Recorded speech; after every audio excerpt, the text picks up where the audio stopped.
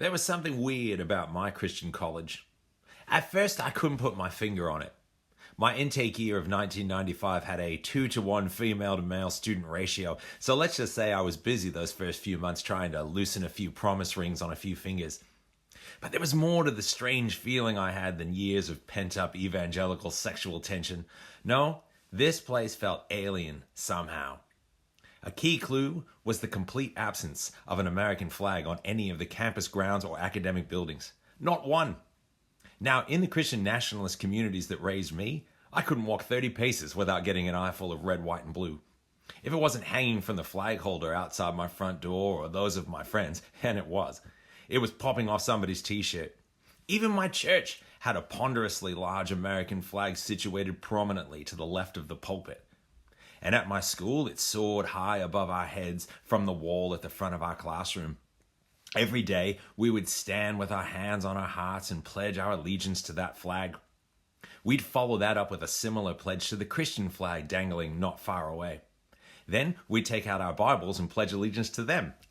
Scattered amongst those pledges, we would sing a few patriotic songs, America the Beautiful maybe, or My Country 'Tis of Thee.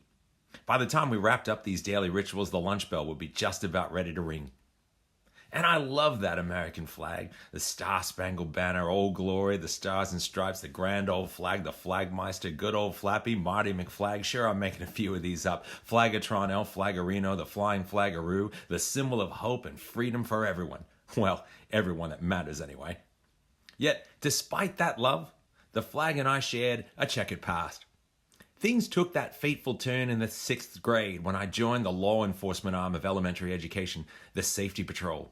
That fluorescent orange sash bestowed power and prestige, a sacred mandate to maintain order and stability in before and after school lineups, and to knock on troublemakers in the cafeteria.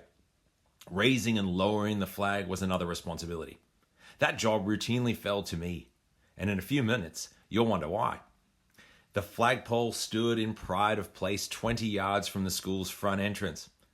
One sunny morning, I hoisted the flag upside down and walked away, oblivious. I received a stern lecture when it was reported to the school by passers-by. Something about distress signals, I think. That wasn't even the worst of it. A few weeks later, I neglected to pull down the flag at the end of the day. I could never fold it into that damn triangle anyway. The next morning, Old Glory sagged limply on its pole, sad and forlorn after a night left all alone. Or maybe it was just the rainstorm we'd had. Whatever the case, I was soon sitting through another lecture. This one on the honor and dignity owed to the national flag. I dutifully vowed never to besmirch the good name of the Stars and Stripes again. So, attending a college campus that completely excluded America's national emblem was like sojourning in an unholy land for a person steeped in the glorification of that grand old flag. It wasn't long before I learned the reason for the flag's absence. My college had emerged from the Anabaptist tradition. Now, there's some fine print for you. Of course, there's a chance you've never heard of the Anabaptists. No, they're not some cool kind of Baptist, if such a thing even exists. They trace their history not to the mainstream of the Protestant Reformation, nor to Catholicism, but to a third stream known as the Radical Reformation. Think of it this way. Catholics wanted to kill Protestants, and Protestants wanted to kill Catholics, but both Catholics and Protestants wanted to kill Anabaptists, and did. Even if the term Anabaptist is new to you, you're probably familiar with the Amish or the Mennonite traditions which grew out of Anabaptism. Note the tendency in those groups, especially the Amish, to distance themselves from many aspects of society, especially its nationalism. In 16th century Catholic and Protestant Europe, swirling with aggressive nationalist sentiments, that tendency to resist painted targets on Anabaptist backs. That explains why contemporary Anabaptism tends to reject and resist the flag. In their view, holding the flag in honor or saluting the flag or pledging one's allegiance to the flag amounts to nothing less than idolatry. Only God deserves such honor, and only Jesus deserves such allegiance.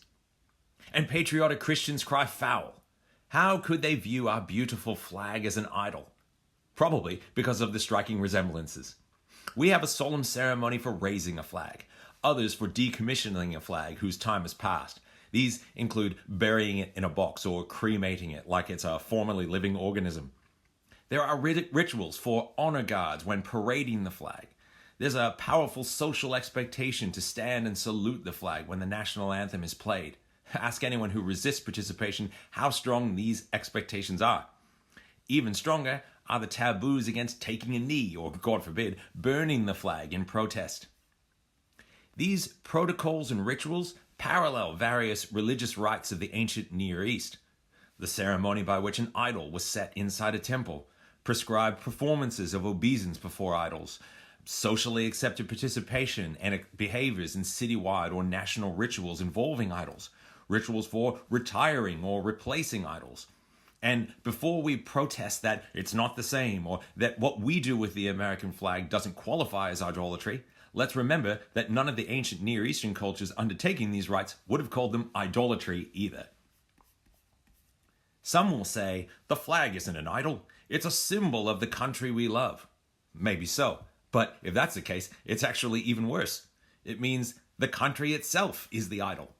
And that's exactly the issue people like me take with Christian nationalism. The worldly power of the nation, the success of the nation, and indeed the reins of that worldly power in their own hands have become the highest good.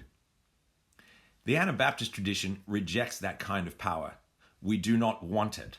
We do not seek it. We stand against it. Yes, I do say we. I remember in my final year of college attending a lecture presented by our provost, Donald Craybill. The topic was the key distinctives of Anabaptism.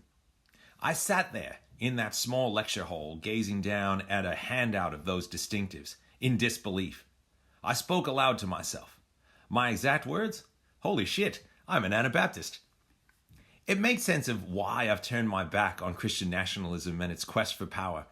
For that matter, it's a reason why I no longer salute the flag, pledge allegiance to the flag or the country it represents, or sing its national anthem. It's also jumping ahead of the story. There were several years, many influences, countless conversations, and endless hours of thinking and rethinking between my first months on a flagless campus and that lecture at the close of my college days. I guess it's time to start talking about them.